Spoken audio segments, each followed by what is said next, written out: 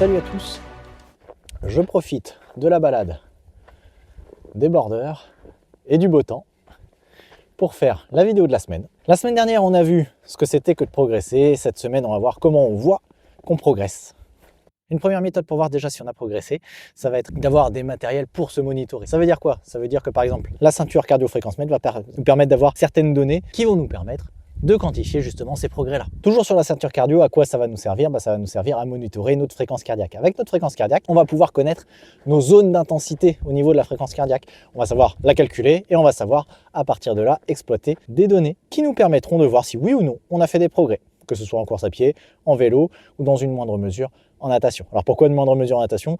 Parce que c'est rare qu'on soit à la piscine avec notre cardio. Un moyen plutôt simple pour voir déjà si on a progressé, ça va être de faire un circuit qu'on connaît, de mesurer le temps qu'on a mis à le faire, et de voir quelques temps après, si on a baissé le temps, c'est qu'on s'est amélioré. Une autre façon de réfléchir à ça, ça peut être de se dire, tiens, je connais mes zones, est-ce que j'arrive à aller plus vite dans cette zone-là que précédemment? On peut aussi se retrouver dans une situation où en fait on fait des tests initiaux qu'on va reproduire dans les mêmes situations, dans les mêmes dispositions, quelques semaines plus tard, pour voir justement si on va mieux, si on se sent mieux, si on est moins fatigué, si on gère mieux ces tests-là.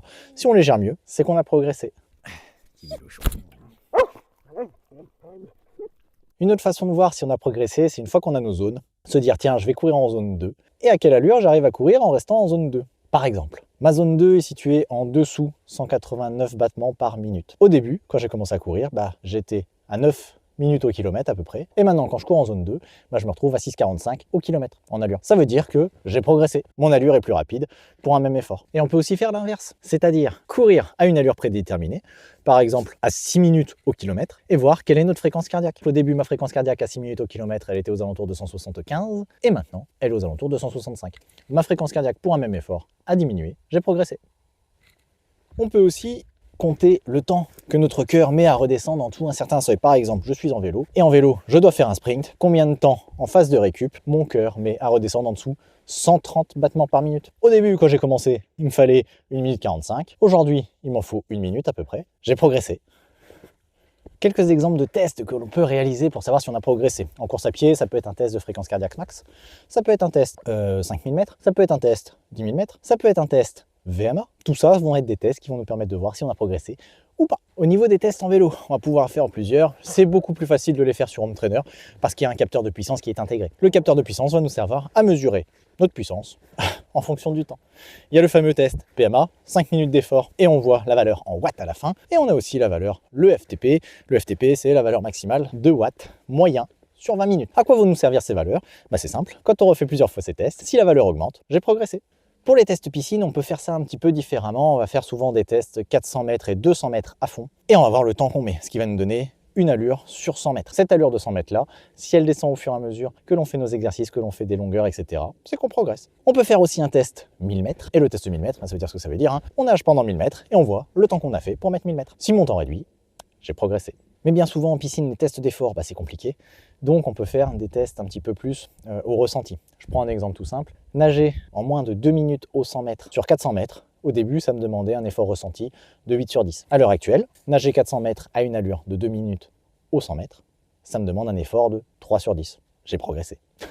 Donc ok, c'est super, je vois que je progresse. J'ai vu comment je pouvais utiliser différents moyens pour me dire ok, c'est bon, j'ai progressé. Mais vous allez me dire, à quoi ça sert de savoir que j'ai progressé? Déjà, ça va être le premier biais et le plus fort. Ce que je fais à l'entraînement fonctionne.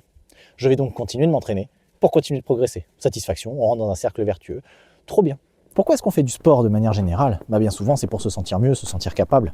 Comment on se sent quand on a fait quelque chose et qu'on n'a pas réussi? On est dégoûté, on est déçu, on se dit on est nul. Si je prends le temps de mettre des marqueurs pour savoir si je progresse ou pas en sport, et que je progresse, comment je me sens? Forcément, je me sens bien, je me sens fier, je me dis putain, je m'améliore. Vu que je m'améliore, c'est que je deviens meilleur. Si je deviens meilleur, ma confiance en moi augmente et de manière générale, je me sens mieux. C'est un peu ça aussi le but du sport.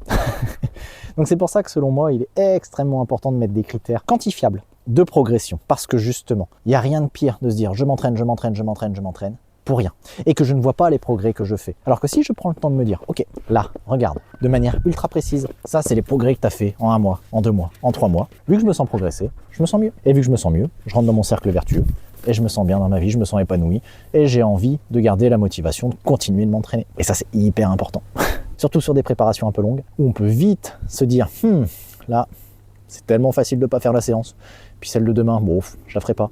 Et puis voilà, se sentir progresser, c'est une clé pour continuer de s'entraîner. Ça va être aussi de se dire, tiens, bah ça me permet de me remettre en forme sur certains points techniques. J'ai travaillé de la technique en natation, ça fonctionne. J'ai amélioré mes allures, je progresse.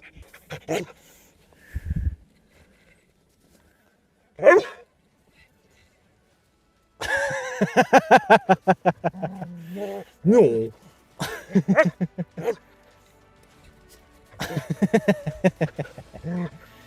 Vidéo beaucoup plus courte que les précédentes. Progresser, c'est progresser.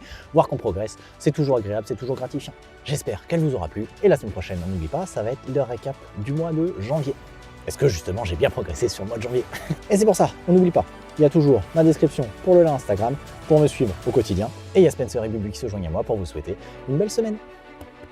Ah ouais, Spenchou.